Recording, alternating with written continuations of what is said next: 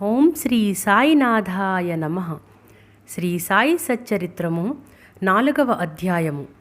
యోగీశ్వరుల కర్తవ్యము, పవిత్ర షిరిడీ క్షేత్రము, సాయిబాబా రూపురేఖలు, గౌలీబువ అభిప్రాయము, విఠలదేవుడు దర్శనమిచ్చుట, భగవంతరావు క్షీరసాగరుని కథ, ప్రయాగ క్షేత్రములో దాసగణు స్నానము, బాబా అయోని సంభవుడు, షిరిడీ మొట్టమొదట ప్రవేశించుట, 3 వసతి గృహములు. యోగీశ్వరుల కర్తవ్యము. భగవద్గీత 4వ అధ్యాయమున 7-8 శ్లోకములందు శ్రీకృష్ణ పరమాత్ముడు ఇట్లు సెలవిచ్చి ఉన్నారు. ధర్మము నశించినప్పుడు, అధర్మము వృద్ధి పొందునప్పుడు నేను అవతరించెదను. సన్మార్గులకు రక్షించుటకు, దుర్మార్గులను శిక్షించుటకు, ధర్మస్థాపన కొరకు యుగ యుగములందు అవతరించెదను. ఇదియే భగవంతుని కర్తవ్య కర్మ.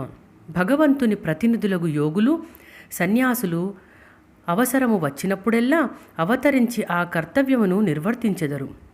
ద్విజులకు బ్రాహ్మణ, క్షత్రియ, వైశ్య జాతుల వారు తమ కర్మలను మానునప్పుడు, శూద్రులు పైజాతి వారి హక్కులను అపహరించినప్పుడు, మత గురువులను గౌరవించక అవమానించినప్పుడు, ఎవరును మతబోధనలను లక్ష్యపెట్టనప్పుడు, ప్రతివాడును గొప్ప పండితుడని అనుకున్నప్పుడు, జనులు నిషిద్ధాహారములు మద్యపానములకు అలవాటు పడినప్పుడు, మతము పేరుతో కాని పనులు చేయునప్పుడు, వేర్వేరు మతముల వారు తమలో తాము కలహించినప్పుడు, బ్రాహ్మణులు సంధ్యావందనము మానునప్పుడు, సనాతనులు తమ మతాచారములు పాటించనప్పుడు, ప్రజలు ధనాధార సంతానములే జీవిత పరమార్థముగా భావించి మోక్ష మార్గమును మరచునప్పుడు, యోగీశ్వరులు ఉద్భవించి వారి వాక్కాయ కర్మలచే ప్రజలను సవ్యమార్గమున పెట్టి వ్యవహారమును చక్కదిద్దుదురు.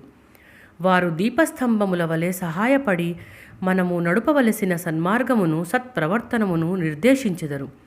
ఈ విధముగానే నివృత్తి, జ్ఞానదేవు, ముక్తాబాయి, నామదేవు, జానాబాయి, గోణాయి, ఏకనాథుడు, తుకారాం, నరహరి, నర్సీబాయి, సజన్ కసాయి, సాంవతమాలి, రామదాసు మొదలగుగా గల యోగులను తదితరులు వేర్వేరు సమయములందుద్భవించి మనకు సవ్యమైన మార్గమును చూపిరి.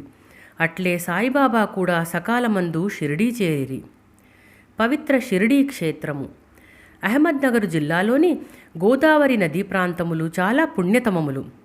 అది ఏలనచ్చట అనేక యోగులు ఉద్భవించిరి, నివసించిరి. అట్టి వారిలో ముఖ్యులు శ్రీ జ్ఞానేశ్వర్ మహారాజ్. షిరిడీ గ్రామము అహ్మద్నగర్ జిల్లాలోని కోపర్గాం తాలూకాకు చెందినది. కోపర్గాం వద్ద గోదావరి దాటి షిరిడీకి పోవలెను. నది దాటి 3 కోసులు పోయినచో నీమ్గాం వచ్చును. అచటకి షిరిడీ కనిపించును. కృష్ణా తీరమందుగల గాణగాపురము, నరసింహవాడి, ఔదుంబర్ మొదలుగా గల పుణ్యక్షేత్రముల వలె షిరిడీ కూడా గొప్పగా పేరుగాంచినది. పండరీపురమునకు సమీపమున గల మంగళవేదయందు భక్తుడగు దామాజీ, సజ్జనగడ్యందు సమర్థ రామదాసు, నర్సోబాచివాడియందు శ్రీ నరసింహ సరస్వతి స్వామి వార్ల వర్ధిల్లినట్లే శ్రీ సాయినాథుడు షిరిడీలో వర్ధిల్లి దానిని పవిత్రమునర్చెను. సాయిబాబా రూపురేఖలు. సాయిబాబా వలననే షిరిడీ ప్రాముఖ్యము వహించినది. సాయిబాబా ఎట్టి వ్యక్తియో పరిశీలింతము. వారు కష్టతరమైన సంసారమును జయించినవారు. శాంతియే వారి భూషణము.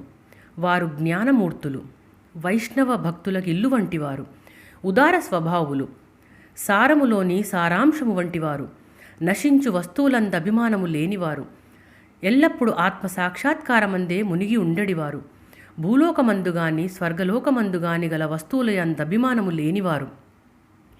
వారి అంతరంగము అద్దము వలె స్వచ్ఛమైనది. వారి వాక్కుల నుండి అమృతము స్రవించుచుండెను. గొప్పవారు బీదవారు వారికి సమానమే. వారు మానవమానములను లెక్కించినవారు కారు. అందరికీ వారు ప్రభువు. అందరితో కలిసిమెలిసి ఉండేడివారు. ఆటలు గావించేవారు, పాటలను వినుచుండెడివారు. కానీ సమాధి స్థితి నుండి మరలువారు కారు. ఎల్లప్పుడూ అల్లానామము ఉచ్చరించేడివారు. ప్రపంచమంతా మేలుకొనున్నప్పుడు వారు యోగ నిద్ర ఉండేడివారు. లోకము నిద్రించినప్పుడు వారు మెలకువతో నుండెడివారు.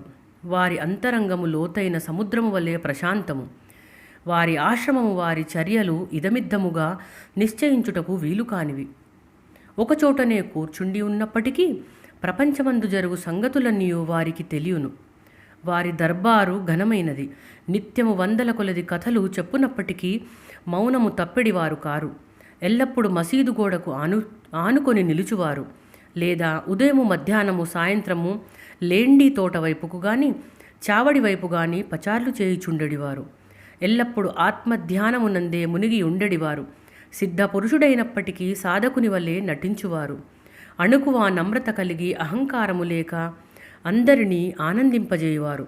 అట్టివారు సాయిబాబా. షిరిడీ నేలవారి పాదస్పర్శసే గొప్ప ప్రాముఖ్యము పొందినది. జ్ఞానేశ్వర్ మహారాజ్ అళందిని వృద్ధి చేసినట్లు, ఏకనాథుడు పైఠానును వృద్ధి చేసినట్లు శ్రీ సాయిబాబా షిరిడీని వృద్ధి చేసెను. షిరిడీలోని గడ్డి రాళ్ళు పుణ్యము చేసుకున్నవి. ఏలననగా బాబా పవిత్ర పాదములను ముద్దు పెట్టుకొని వారి పాదధూళి తలపైని వేసుకొనగలిగినవి. షిరిడీ మా వంటి భక్తులకు పండరీపురము, జగన్నాథము, ద్వారక, కాశీ, రామేశ్వరము, బదరి, కేదార్, నాసిక్, త్ర్యంబకేశ్వరము, ఉజ్జయిని, మహాబళేశ్వరము, గోకర్ణముల వంటిదైనవి. షిరిడీ సాయిబాబా స్పర్శయే మాకు వేద పారాయణ తంత్రము. అది మాకు సంసార బంధముల సన్నగిల చేసి ఆత్మ సాక్షాత్కారమును సులభ సాధ్యము చేయును. శ్రీ సాయి దర్శనమే మాకు యోగ సాధనముగా నుండెను. వారితో సంభాషణ మా పాపములను తొలగించుచుండెను.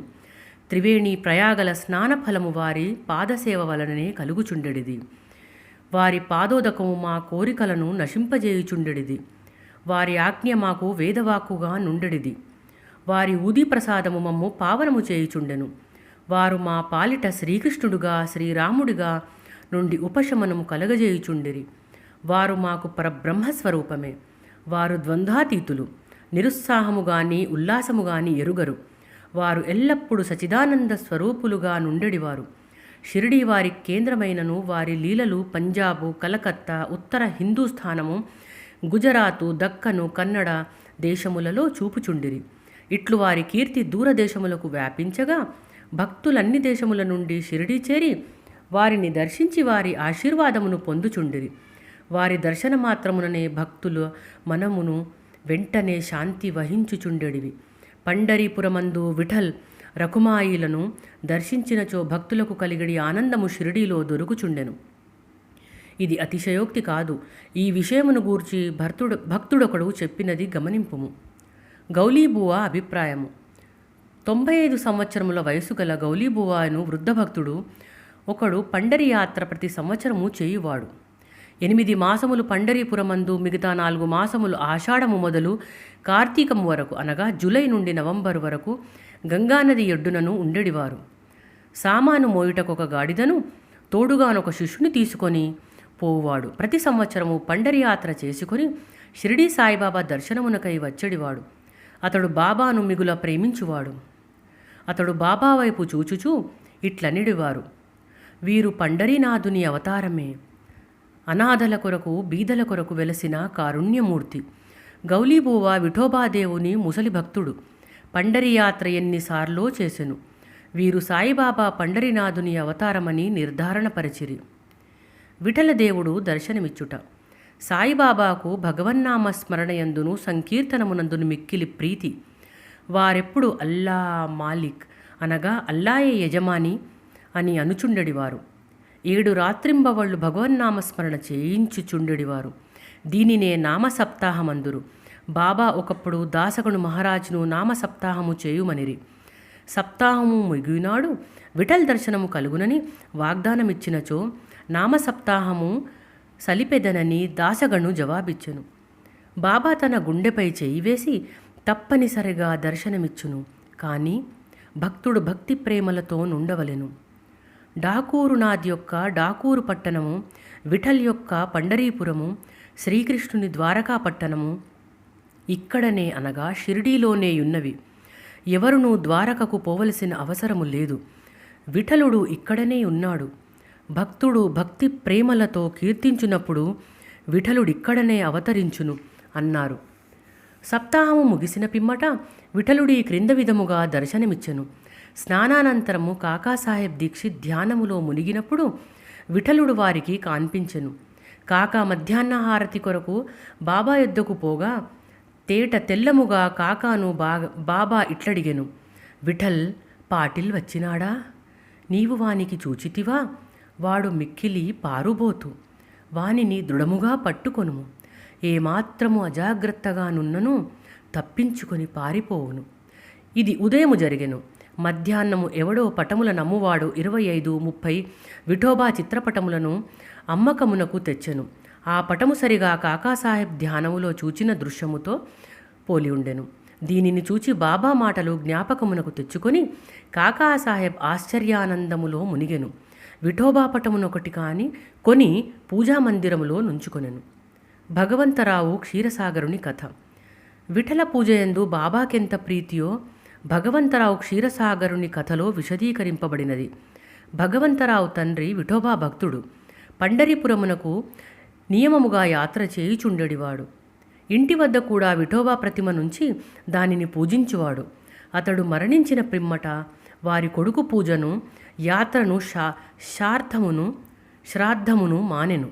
భగవంతరావు షిరిడీ వచ్చినప్పుడు బాబా వాని తండ్రికి జ్ఞప్తికి తెచ్చుకొని, వీని తండ్రి నా స్నేహితుడు కాన వీనినిచ్చటకు ఈడ్చుకొని వచ్చి తిని. వీడు నైవేద్యము ఎన్నడూ పెట్టలేదు. కావున నన్నును విఠలుని కూడా ఆకలితో మార్చినాడు. అందుచేత వీనినిక్కడకు తెచ్చి తిని వీడు చేసినదని తప్పని బోధించి చివాట్లు పెట్టి తిరిగి పూజ ప్రారంభించినట్లు చేసేదను అనిరి. ప్రయాగయాత్రలో దాసగను స్నానము. గంగానది యమునా నది కలియు చోటుకు ప్రయాగమని పేరు. ఇందులో స్నానమాచరించిన ప్రతివానికి గొప్ప పుణ్యము ప్రాప్తించునని హిందువుల నమ్మకము. అందుచేతనే వేల కొలది భక్తులు అచ్చటి నుండి పోయి స్నానమాడుదురు. దాసగను కూడా ప్రయాగపోయి అచ్చట సంగములో స్నానము చేయవలెనని మనస్సున తలంచెను. బాబా వద్దకేగి అనుమతించమని అడిగెను. అందుకు బాబా ఇట్లు జవాబిచ్చిరి, అంత దూరము పోవలసిన అవసరమేదు. మన ప్రయాగ ఇచ్చటనే కలదు. నా మాటలు విశ్వసింపుము. ఇట్లనునంతలో ఆశ్చర్యములన్నింటికంటే ఆశ్చర్యమైన వింత జరిగినది. దాసగణ్ మహారాజ్ బాబా పాదములపై శిరస్సు ఉంచిన వెంటనే బాబా 2 పాదముల బొటనవేళ్ల నుంచి గంగా యమునా జలములు కాలువగా పారెను. ఈ చమత్కారమును చూసి దాసగను ఆశ్చర్యచకితుడయ్యెను. భక్త్యావేశాలతో మైమరిచాడు. కన్నులు ఆనందాశ్రవులతో నిండాయి. అతని హృదయంలో ఉప్పొంగిన కవితావేశం శ్రీ సాయిలీలాగాన రూపంలో పెల్లుబికింది. బాబా యోని సంభవుడు షిరిడీ మొట్టమొదట ప్రవేశించుట. సాయిబాబా తల్లిదండ్రులను గూర్చి గాని, జన్మము గూర్చి గాని, జన్మస్థానమును గూర్చి గాని ఎవరికీ ఏమీయూ తెలియదు. ఎందరో పెక్కు సారులి విషయమును కనుగొనుటకు ప్రయత్నించిరి. పలుసార్లు విషయముగా బాబాను ప్రశ్నించిరి కానీ ఎట్టి సమాధానము కానీ సమాచారము కానీ పొందకుండిరి. నామదేవు, కబీరు సామాన్య మానవుల వలె జన్మించి ఉండలేదు. ముత్యపు చిప్పలలో చిన్న పాపల వలె లభించిరి. నామదేవుడు భీమారథి నదీతటమున గోణాయికి కనిపించెను. కబీరు భగీరథి నదీతటమున తమాలుకు కనిపించెను. అట్టిదే సాయి జన్మ వృత్తాంతము. భక్తుల కొరకు బాబా 16 బాలుడిగా షిరిడీలోని వేప చెట్టు క్రింద అవతరించెను. బాబా అప్పటికే బ్రహ్మజ్ఞానిగా కాన్పించెను. బాబా స్వప్నావస్థ ఎందైనను ప్రపంచ వస్తువులను కాంక్షించెడివారు కాదు. ఆయన మాయను తన్నెను. ముక్తి బాబా పాదములను సేవించుచుండెను. నానా చోబ్దారు తల్లి మిక్కిలి ముసలిది. ఆమె బాబానిట్లు వర్ణించినది. ఈ చక్కని చురుకైన కుర్రవాడు వేప చెట్టు కింద ఆసనములో నుండెను.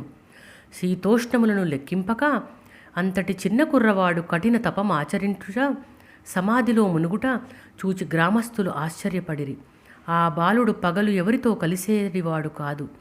రాత్రి అందెవరికీ భయపడువాడు కాదు. చూచిన వారాశ్చర్య నిమగ్నులై ఈ చిన్న కుర్రవాడెక్కడ నుండి వచ్చినాడని అడుగసాగిరి. అతని రూపు, ముఖ లక్షణములు చాలా అందముగా నుండెను. చూచిన వారెల్లరూ ఒక్కసారిగా ముగ్ధులగుచుండిరి. ఆయన ఎవరి ఇంటికి పోకుండెను. ఎల్లప్పుడూ వేప చెట్టు క్రిందనే కూర్చునివాడు. పైకి చిన్న బాలుని వలె కాన్పించినప్పటికీ చేతలను బట్టి చూడగా నిజముగా మహానుభావుడే. నిర్యామోహముదా రూపుదాల్చిన అతన్ని గూర్చి ఎవరికి ఏమీ తెలియకుండెను. ఒకనాడు ఖాండోబా దేవుడొకని ఆవేశించగా, నీ బాలుడెవడని యుండునని ప్రశ్నించిరి. వాని తల్లిదండ్రులెవరని, ఎచ్చటి నుండి వచ్చినారని అడిగిరి. ఆ ఖాండోబా గణము ఒక స్థలమును చూపి గడ్డపారను తీసుకొని వచ్చి అచ్చట త్రవ్వమనెను. అట్లు త్రవ్వగా నందులో కొన్ని నిటుకలు వాని ఎగువ వెడల్పు రాయి ఒకటి కనిపించెను. ఆ బండను తొలగించగా క్రిందనొక సందు కనిపించెను. అచట 4 దీపములు వెలుగుచుండెను. ఆ సొరంగము ద్వారా ముందుకు పోగానచట ఒక భూగృహము కాన్పించెను. అందులో గోముఖ నిర్మాణములు, కర్రబల్లలు, జపమాలలు కాన్పించెను. ఈ బాలుడచ్చట 12 సంవత్సరములు తపస్సునభ్యసించెనని ఖండోబా చెప్పెను. పిమ్మట కుర్రవానిని విషయము ప్రశ్నించగా వారలను మరపించుచు అది తన గురుస్థానమని వారి సమాధి అచటగలదు కావున దానిని కాపాడవలెనని చెప్పెను. వెంటనే దానినెప్పటి వలె మూసివేసిరి. అశ్వస్థ ఊదుంబర వృక్షముల వలె నీ వేప చెట్టును పవిత్రముగా చూచుకొనుచు బాబా ప్రేమించువారు. మహల్సాపతి తదితర షిర్డీలోని భక్తులు దీనిని బాబా యొక్క గురువుగారి సమాధి స్థానమని భావించి సాష్టాంగ నమస్కారములు చేసెదరు. 3వ వసతి గృహము. వేప చెట్టును దాని చుట్టూనున్న స్థలములు హరివినాయక సాఠే అనువాడు కొని సాఠేవాడాయను ఒక పెద్ద వసతి గృహమును కట్టించెను. అప్పట్లో షిరిడీకి పోయిన భక్త మండలికిది ఒకటియే నివాస స్థలము. వేప చెట్టు చుట్టూ ఎత్తుగా అరుగు కట్టిరి. మెట్లు నిర్మించిరి. మెట్లు దిగువననొక గూడు వంటిది కలదు. భక్తులు మండపముపై ఉత్తరాభిముఖముగా కూర్చునెదరు. ఎవరచ్చట గురుశుక్రములు ధూపము వేయుదురో వారు బాబా కృప వల్ల సంతోషముతో నుండెదరు. ఈ వాడ చాలా పురాతనమైనది కావున మరమ్మత్తునకు సిద్ధముగా నుండెను. తగిన మార్పులు మరమ్మత్తు సంస్థానము వారు చేసిరి. కొన్ని సంవత్సరముల పిమ్మట దీక్షిత్ వాడాయను పేర ఇంకొక వసతి గృహమును కట్టబడినది. న్యాయవాది అయిన కాకాసాహెబ్ దీక్షిత్ ఇంగ్లాండుకు పోయెను. అచట రైలు ప్రమాదమున కాలు కుంటుపడెను. అది ఎంత ప్రయత్నించినను బాగు కాలేదు. తన స్నేహితుడగు నానాసాహెబ్ చాందోర్కర్ షిరిడి సాయిబాబాను దర్శించమని సలహా ఇచ్చెను. 1909వ సంవత్సరంన కాకా షిరిడీకి పోయెను. బాబా దర్శనమున అమితానంద భరితుడై షిరిడీలో నివసించుటకు నిశ్చయించుకొనెను. కాలు కుంటితనము కన్నా తన మనస్సులోని కుంటితనమును తీసివేయమని బాబాను ప్రార్థించెను. తన కొరకును ఇతర భక్తులకును పనికి వచ్చునట్లు ఒక వాడాను నిర్మించెను. 10-12-1910వ తారీఖున ఈ వాడ కట్టుటకు పునాది వేసిరి. ఆనాడే రెండు ముఖ్యమైన సంఘటనలు జరిగెను. ఒకటి, దాదాసాహెబ్ ఖాపర్డేకు తన ఇంటికి పోవుటకు బాబా సమ్మతి దొరికెను. చావడిలో షేజ్ అనగా రాత్రి హారతి ప్రారంభమయ్యను. దీక్షిత్ వాద పూర్తి కాగానే 1911వ సంవత్సరంలో శ్రీరామనవమి సమయమందు శాస్త్రోక్తముగా గృహప్రవేశము జరిపిరి. తరువాత కోటీశ్వరుడును నాగ్పూర్ నివాసియగు బూటి మరియు ఒక పెద్ద రాతి మేడను నిర్మించెను. అతడు చాలా ద్రవ్యము దీని కొరకు వెచ్చించిన ద్రవ్యమంతే నిజముగా సార్థకమయ్యెను. ఏలననగా బాబాగారి భౌతిక శరీరమందులో సమాధి చేయబడినది. దీనినే సమాధి మందిరమందురు. ఈ స్థలములో మొట్టమొదట పూల తోట ఉండెను. ఆ తోటలో బాబాయే తోటమాలిగా మొక్కలకు నీళ్లు పోయుట మొదలగునవి చేసెడివారు. ఇట్లు 3 వాడాలు అనగా వసతి గృహములు కట్టబడెను. అంతలో ముందిచ్చట ఒక వసతి గృహము కూడా లేకుండెను. అన్నింటికంటే సాఠేవాడ మొదటి రోజులలో అందరికీ చాలా ఉపకరించుచుండెను. 4వ అధ్యాయము సంపూర్ణము. సద్గురు శ్రీ సాయినాథార్పణమస్తు. శుభం భవతు.